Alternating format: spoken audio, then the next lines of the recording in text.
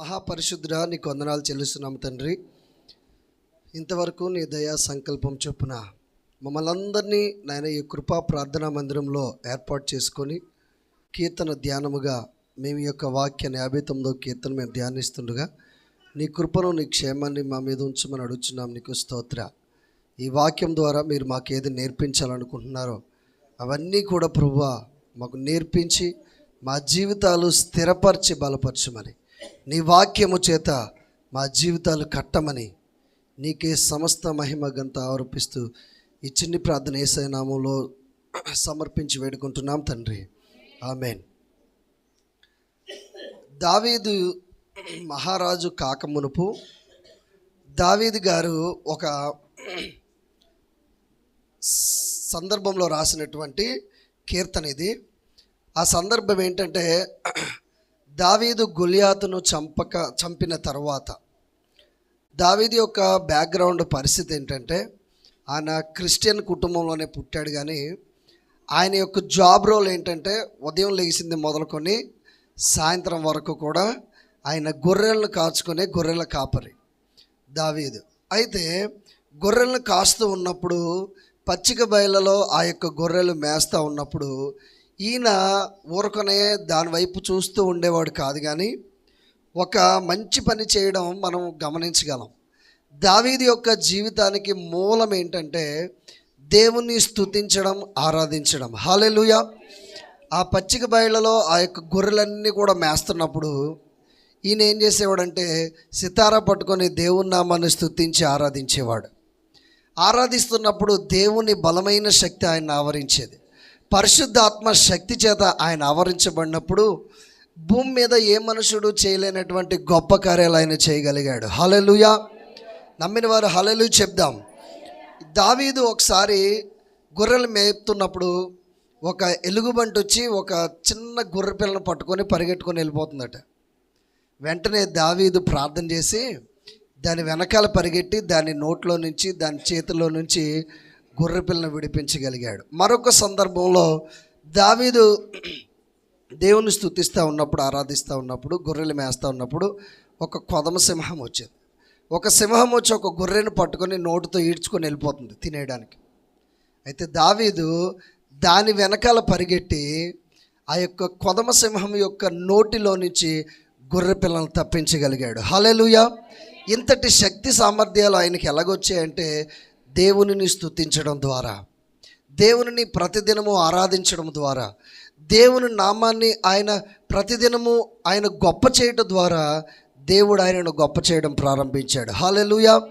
దేవుని వాక్యంలో ఒక మాట ఉంది, ఎవరైతే దేవుని నామాన్ని గొప్ప చేస్తారో, దేవుని నామాన్ని వారు గొప్పగా ఫీల్ అవుతారో వారి జీవితాల్లో దేవుడు అద్భుత కార్యాలు, ఆశ్చర్య కార్యాలు చేయడానికి సంసిద్ధంగా ఉంటాడు.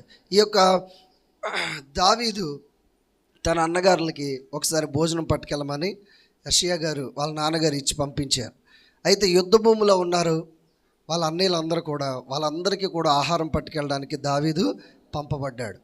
అయితే ఒక స్వరం వినబడుతుంది ఇశ్రాయేలీల మీదకి. ఒక సవాలు వినబడుతుంది. ఇశ్రాయేలీలందరినీ కూడా నేను చీమల్లాగా నలిపేస్తాను. ఇశ్రాయేలు దేవుడు అసలు దేవుడే కాదు, ఇశ్రాయేలు దేవుడు చాతకాని దేవుడు అనేసి అట్నుంచి ఫిలిస్తీయుడైనటువంటి గొలియాతు ఒక సవాలు విసురుతున్నాడు. దేవుని ప్రతిరోజు ఆరాధిస్తున్నటువంటి దావీదు చెవిలో ఆ మాటలు పడ్డాయి. ఆ మాటలు పడగానే ఆ మాటలు విని చాలా వేదన చెందాడు, కోపగించుకున్నాడు కూడా. దావీదు ఈ యొక్క సున్నతి లేని ఫిలిస్తీయుడు సర్వశక్తుడైన నా దేవుణ్ణి దూషించడానికి వీడు ఏ పాటివాడు అనుకున్నాడు. హల్లెలూయా. అప్పటికే ఆ గొలియాతు చాలా ఎత్తైన మనిషి.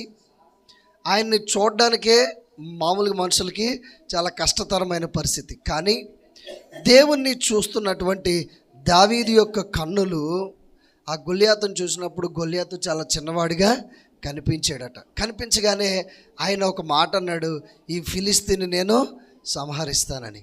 అక్కడ ఉన్న వారి అన్నలు కానీ మిగతా సైనికులు కానీ ఆ రాజుగారు సౌలు రాజు కానీ ఏమాత్రం కూడా ఒప్పుకోలేదు. కానీ వారిని ఎలాగైనా ఒప్పించి దావీదు గొలియాతును చంపడానికి వెళ్ళాడు. ఎందుకు వెళ్ళాడంటే దేవుని శక్తి మీద ఆయనకున్నటువంటి విశ్వాసం, నమ్మకం. హల్లెలూయా. కాబట్టి దావీదు వెళ్ళినప్పుడు గొప్ప విజయాన్ని పొందుకున్నాడు గొలియాతును చంపిన తర్వాత. అయితే సౌలు గారు అంతకుముందే ఒక అనౌన్స్మెంట్ చేశారు. ఏంటంటే, ఎవరైతే ఈ ఫిలిస్తీయుని గొలియాతును చంపేస్తారో వారికి నా కుమార్తె అయినటువంటి దావీదు యొక్క మొదటి భార్య పేరు చెప్పండి, మీకాలను ఇచ్చి పెళ్లి చేస్తానన్నాడు. అయితే ఆ వార్త నిజం చేసుకోవాలి కనుక మీకాలను ఇచ్చి పెళ్లి చేశాడు. కానీ ఏ మాత్రం కూడా అల్లుడుగా ఆయనను యాక్సెప్ట్ చేయలేకపోయాడు సౌలు. దావీదేమో గొర్రెలు కాసుకునేవాడు, మీకాలేమో రాజకుమార్తె. హల్లెలూయా. ఆ రాజకుమార్తెకి ఈ యొక్క గొర్రెల కాపరినిచ్చి పెళ్లి చేసాడు. కానీ ఏమాత్రం కూడా ఆయన మనసు ఒప్పుకోవట్లేదు. అప్పుడు దావీదును చంపడానికి దావీదు మీద విషపు చూపును నిలిపాడు సౌలు. ఆ సౌలు గారు ఎప్పుడైతే విషపు చూపు నిలిపాడో, అవకాశం వస్తే దావీదును చంపేద్దామని సౌలు ఎదురు చూస్తూ ఉండేవాడు. ఒకసారి మామూలుగా ఇంట్లో మాట్లాడుకుంటున్నప్పుడు ఆ సౌలు ఒకేసారి ఈటెను దావీదు మీదకి విసిరితే త్రుటిలో తప్పించుకున్నాడు. అయితే ఆ సౌలు చేసే ఆ యొక్క టార్చర్ను తట్టుకోలేక, లేకపోతే ఆ హింసను తట్టుకోలేక దావీదు గుహల్లోనికి పరిగెట్టుకొని, కొండల్లోనికి పరిగెట్టుకొని దాక్కున్నట్లుగా చూస్తాం. ఆ సందర్భంలో ఒకానొక ఇంట్లో ఈ దావీదు గారు దాక్కున్నప్పుడు ఈ కీర్తన రచించాడు. ఆయన ఏమంటున్నాడంటే, నా దేవా, నా శత్రువుల చేతిలో నుండి నన్ను తప్పించు, నా మీద పడువారికి చిక్కకుండా నన్ను ఉద్ధరించుము, పాపము చేయవారి చేతిలో నుండి నన్ను తప్పింపుము, రక్తాపరాధుల చేతిలో నుండి నన్ను రక్షింపుము. రక్తాపరాధులు అంటే దేవుణ్ణి ఎరగని వారు దేవుని వాక్యం ఏం చెప్తుందంటే నరహత్య చేయకూడదని. కానీ నరహత్య చేయడం ఏ పాపము కాదని నమ్మేవారు ఈ యొక్క నరహంతకులు అనమాట, ప్రాణం తీయజేసేవారు. కాబట్టి యెహోవా నా దోషమును బట్టి కాదు, నా పాపమును బట్టి కాదు, ఊరకే బలవంతులు నా పైని పోగుబడి ఉన్నారు. అసలు దావీదు చేసిన తప్పేమి కూడా లేదు. ఆ సౌలు గారే అనౌన్స్ చేశాడు, ఎవరైతే ఫిలిస్తీన్ గొలియాతును చంపుతాడో వారికి నా కుమార్తెనిచ్చి పెళ్లి చేస్తాడని. దావీదు ఆ కార్యక్రమాన్ని చేశాడు. ఆ సౌలును గొలియాతును ఎదిరించాడు, పెళ్లి చేసుకున్నాడు. కానీ ఆయన చేసిన తప్పేమీ లేకపోయినా సరే ఆ యొక్క శత్రువులట ఆయన మీద పడుతున్నారు. నా యందు ఏ అతిక్రమమును లేకున్నను వారు పరుగులెత్తి సిద్ధపడుచున్నారు. చూసారా, మనము క్రైస్తవులుగా జీవిస్తున్నప్పుడు ఈ లోకంలో మన తప్పేమీ లేకపోయినా సరే కొంతమంది శత్రువులు మన మీద పగబడతారు. దేవుని యొక్క ప్రజలైనటువంటి మన మీద మనం ఏ కార్యక్రమం, ఏ తప్పు చేయకపోయినప్పటికీ ఒక్కొక్కసారి శత్రువులు మన మీద పగబట్టి మన మీదకి ఎగురుతూ ఉంటారు. కానీ అలాంటప్పుడు మనం చేయాల్సింది ఏంటంటే దేవుని యందు విశ్వాసం ఉంచి ప్రార్థన చేయాలి. హల్లెలూయా. 5వ వచనం, సైన్యములకు అధిపతియగు యెహోవావైన దేవా, ఇశ్రాయేలు దేవా, అన్ని జనులందరినీ శిక్షించుటకై మేల్కొనుము. దేవా, నీవు నా పక్షముగా నీవు యుద్ధం చేసి ఇశ్రాయేలీల మీద ఎవరైతే శత్రువులుగా ఉంటారో, ఎవరైతే ఇశ్రాయేలు ప్రజలను ఎవరైతే శిక్షించాలనుకుంటున్నారో, ఎవరైతే బాధపరచాలనుకుంటున్నారో వారందరినీ సంహరించమని దావీదు ప్రార్థన చేస్తున్నాడు. తర్వాత ఇంకొకటి ఇక్కడ 13వ వచనంలో కూడా చదివినట్లయితే, కోపం చేత వారిని నిర్మూలం చేయము, వారు లేకపోవునట్లు వారిని నిర్మూలం చేయము, దేవుడు యాకోబు వంశం ఏలుచున్నాడని బోధిగంతముల వరకు మనుషులు ఎరుగునట్లు చేయము. నీవు చేసే పని, నువ్వు శత్రువును సంహరించే విధానము అనేక తరములకు గుర్తుండేలాగా నువ్వు చెయ్యమని దేవుని యొక్క వాక్యంలో రాయబడి దావీదు అలా ప్రార్థన చేస్తున్నాడు. నెక్స్ట్ ఇంకొకటి 14 వచనం,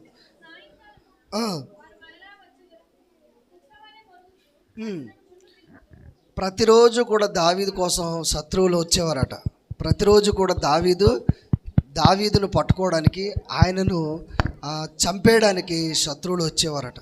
ప్రతిరోజు వస్తూ ఉంటే ఆయన ఉదయం సాయంత్రం తేడా లేకుండా వచ్చేవారు. ప్రతిరోజు ఉదయం వచ్చేవారు, ప్రతిరోజు సాయంత్రం కూడా వచ్చారు. కుక్కలు ఎలాగైతే ఆ యొక్క పనిపాటు లేకుండా గ్రామాల్లో తిరుగుతూ ఉంటాయో, దావీదు యొక్క శత్రువులట అలా తిరిగి దావీదు ఎక్కడన్నా కనిపిస్తాడని ఎదురు చూచేవారట. వారట తిండి కొరకు ఎదురు చూసి ఇటు అటు తిరగడు. చూసారా, కుక్కలు ఎలాగైతే రాత్రంతా ఆగినట్టు, లేకపోతే తిండి దొరికే వరకు ఎలాగైతే ఎదురు చూస్తాయో, దావీదు దొరికే వరకు, దావీదును కనుగొనే వరకు తన శత్రువులు అలా తిరుగుతున్నారని ఒక ఉపమాన రీతిలో చెప్పడం జరిగింది. అంటే దేవుని యందు విశ్వాసం ఉంచిన దావీదు యొక్క జీవితానికి ఎంతోమంది శత్రువులు ఉన్నారు. ఈరోజు మనం అనుకోవచ్చు, నేను చాలా భక్తిగా ఉంటున్నాను కదా, నాకే ఇన్ని కష్టాలు ఎందుకు వస్తున్నాయి, లేకపోతే నేను ఇంత దేవునిలో ఇంత బలంగా ఉన్నాను కదా, ఇంత ప్రార్థన చేస్తున్నాను, ఇన్ని పాటలు పాడుతున్నాను, నాకంటే ఎవరు కూడా భక్తిగా లేరని మనకు మనం అనుకుంటాం. కానీ దేవుని వాక్యం ఏం చెప్తుందంటే, నీవు భక్తిగా ఉన్నాడలా నీకు శ్రమలు కూడా కలుగుతాయి. అందుకని దేవుని వాక్యము శ్రమ దినమున మనం కృంగిపోయినట్లు ఉండకూడదు. శ్రమ దినమున నీవు కృంగినేడల నీవు చేతకానివాడువు అవుతావు. దావీదులాగా దేవుని యందు విశ్వాసం ఉంచినప్పుడు దేవుడే తన శత్రువులందరినీ కూడా దవడ మీద కొట్టి వారందరినీ కూడా నిర్మూలన చేయడానికి దేవుడు సంసిద్ధుడై ఉన్నాడు. అందుకని ఇక్కడ 15వ వచనంలో 16వ వచనంలో, నీవు నాకు ఎత్తైన కోటగా ఉన్నావు, ఆపద్దినమున నాకు ఆశ్రయముగా ఉన్నావు. హల్లెలూయా, హల్లెలూయా. మన ఆపత్ కాలంలో దేవుడు మనకి ఆశ్రయదుర్గముగా ఉంటాడు. మనము ఎప్పుడైతే ఎటు తోచని స్థితిలో ఉంటామో, ఆపదలు కలిగిన దినాల్లో ఉంటామో, అలాంటి పరిస్థితిలో దేవుడు మనకు ఎత్తైన కోటగా ఉంటాడట. అందుకని నేను నిన్ను స్తుతిస్తానని ఇక్కడ రాయబడింది. నీ బలమును గూర్చి నేను కీర్తించేదను, ఉదయంన నీ కృపను గూర్చి ఉత్సాహగానము చేసేదను. దేవుడు నన్ను ఈ పరిస్థితులన్నిటి నుంచి కూడా, శత్రువులందరి నుంచి కూడా నన్ను విడిపిస్తాడని నమ్మాడు గనక ఆయన తన దినచర్యను ఎలా ప్రారంభిస్తాడంటే, ప్రతి ఉదయమున దేవునికి కృపావార్తను చాటుతాడు. నీ కృపను గూర్చి ఉత్సాహగానం చేసేదను అని దావీదు చెప్తున్నాడు. అలా చెప్పగలిగే స్థితి నీవు నేను కూడా కలిగి ఉండాలని దేవుడు ఈరోజు ఆకాంక్షిస్తున్నాడు. 17 వచ్చిన, దేవుడు నాకు ఎత్తైన కోటగాను కృపగల దేవుడుగాను నా బలమ, ఆ కృపగైన దేవుడుగాను ఉన్నాడు, నా బలమ నిన్నే కీర్తించిన. దేవుణ్ణి ఆయన బలముగా దావీదు కలిగి ఉన్నాడు. ఈరోజు నీవు నేను మన ఆపద్దినముల్లో, మన కష్టకాలంలో ఎవరి మీద ఆధారపడుతున్నామో ఒకసారి జ్ఞాపకం చేసుకోవాలి. నీకు కష్టం వచ్చినప్పుడు, నీకు ఇబ్బందులు ఇరుకులు వచ్చినప్పుడు దేవుని మీద నువ్వు ఆధారపడగలిగితే, దేవునినే నీవు బలముగా కలిగి ఉంటే గనక దేవుడే నీ కలిగినటువంటి ప్రతి సమస్యల నుంచి కూడా విడుదల చేయడానికి దేవుడు సంసిద్ధుడిగా ఉన్నాడు. అలాంటి దేవుని యొక్క నిత్యమైన కృప మనందరికీ తోడుగా ఉండి నడిపించునుగాక. ఈ కీర్తన ధ్యానమును దేవుడు దీవించి ఆశీర్వదించునుగాక. ఆమేన్.